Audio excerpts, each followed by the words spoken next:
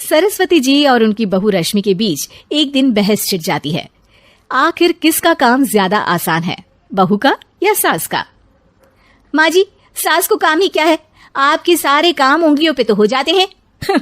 कुछ भी। हाँ, हिसाब तो उंगलियों पे ही हो जाता है ना। अरे बेटा, ऐसा सिर्फ अभी लगता है, जो मुझे करना पड़ता है ना वो तुझे करना पड़े तो समझ आएगा कि असली काम का पहाड़ कैसा होता है।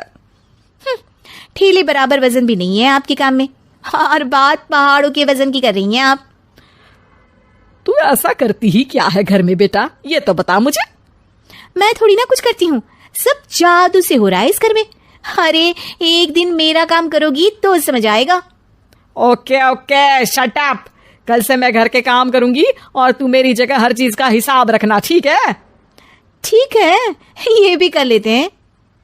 ये सास बहू की डील के बारे में रश्मि के पति अमन को नहीं पता था और ना ही अमन के पिताजी सुरेश जी को।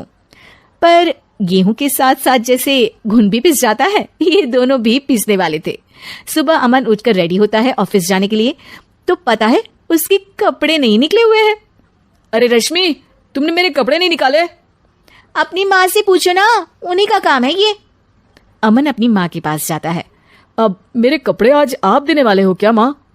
हाँ, देना तो मुझे ही चाहिए, पर तेरी बहू ने कपड़े धोने ही नहीं डाले, तो कोई भी धुला हुआ कपड़ा नहीं है बेटा। हैं? ऐसा क्यों? कपड़े तो धोने आप ही देते हो ना माँ? अरे बहू ने तुझे बताया नहीं, अब हम अदल बदल गए हैं, मैं अब बहू और तेरी बीवी सास। अमन परेशान हो गया। वो बिना इस्त्री के कपड़े पहनकर ऑफिस चला गया। सरस्वती जी अपने घुटने के दर्द के कारण झुककर घर साफ नहीं कर पा रही थी और ना ही खाना बनाना याद रख पाई। उधर रश्मि पहले ही दिन घर की चाबी घुमा चुकी थी और 300 रुपए का हिसाब अलग नहीं मिल रहा था। पर दोनों का ही घमंड कैलाश पर्वत से भी बड़ा था और दोनों ही खेमे एक दूसरे की बात मानने को बिल्कुल तैयार नहीं थे। शाम को जब सुरेश जी और अमन खाना खाने बैठते हैं तो सरस्वती जी उनके सामने गाजर और पपीते लाकर रख देती हैं। अरे माँ, ये क्या है? ख्याली पुलाव के साथ सलाद। माँ जी खाना बनाना भूल गई लगता है। अरे एक एक चमन्नी का हिसाब है मेरे पास, खाना बनाना कैसे भूल जाऊंगी? ये तो मैंने पढ़ा था कि फल फ्रूट खाने से सेहत अच्छी रहती है, इसीलिए ये ले, एक फल खा ले। रात को सुरेश जी और अमन अपनी मीटिंग बिठाते हैं अकेले में। बाबूजी, इनकी लड़ाई के कारण ना हमें ठीक से खाना मिल रहा है, उल्टा घर के सारे काम रुक गए हैं। हाँ बेटा, 2 भैंसों की लड़ाई में बेचारे खेत के पौधों का भी नुकसान हो रहा है। पर पापा, क्या बताऊं आपको, मैंने माँ को इस महीने की 2 तारीख को बिजली के बिल के पैसे दिए थे। आज बिल भरने के लिए मांगने गया तो पता चला कि रश्मि उन पैसों से गैस सिलेंडर ले आई। अच्छा, तो सिलेंडर के पैसों का क्या हुआ?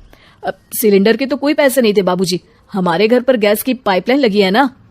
बेटा, इन दोनों का कुछ करना पड़ेगा, नहीं तो अपने घमंड के चक्कर में पूरा घर बर्बाद कर डालेंगे ये दोनों। अमन और सुरेश जी काफी सोच विचार के बाद एक निष्कर्ष पर पहुंचते हैं। रात ही को दोनों अपनी पत्नियों की अलमारी से नई साड़ी निकालते हैं और सुबह जब रश्मि और सरस्वती जी उठते हैं तो देखते हैं कि दोनों पति साड़ी पहनकर चढ़ाव पर सब्जियां काट रहे हैं। अरे ये सब क्या हो रहा है? क्या हो रहा है मतलब? आप दोनों अदल बदल हो सकते हो तो हम क्यों नहीं? अरे क्या मतलब? नहीं नहीं, मेरी भी बचपन से किसी की बहू बनने की इच्छा थी, तो आज से सरस्वती तुम बड़ी बहू, मैं मिडल बहू और अमन छोटी बहू। अरे लेकिन सब घर पर बैठ जाएंगे तो कमाएगा कौन? ये घर कैसे चलेगा? अब वो तो भैया या बाकी लोग जाने, अब हमने भी अदल बदल कर ही लिया है तो कुछ नहीं हो सकता। रश्मि और सरस्वती जी को समझ में आ जाता है कि उन दोनों की आपस की डील की वजह से इन दोनों को बहुत तकलीफ हो रही है और उनके ईगो ने दूसरों को कितनी यातनाएं दी है। अब असल में माँ जी आप सही थी, सास बनना बहुत मुश्किल है। अरे हाँ बेटा, और तू भी, मुझसे तो नहीं हो पाया सब घर के काम, वापस बदल ले क्या? हाँ हाँ बिल्कुल माँ जी, और अब आप दोनों भी बदल लीजिए, कोई आ गया तो आप दोनों को देखकर क्या सोचेगा? अच्छा है, आप दोनों के समझ में ये बात तो आई, मैं फटाक से कपड़े बदल लेता हूँ। अरे रुक जा बेटा, एक फोटो ले लेती हूँ तेरी, मेरी बेटी होती तो तेरे जैसी ही दिखती साड़ी में। और मेरा फोटो नहीं लोगी?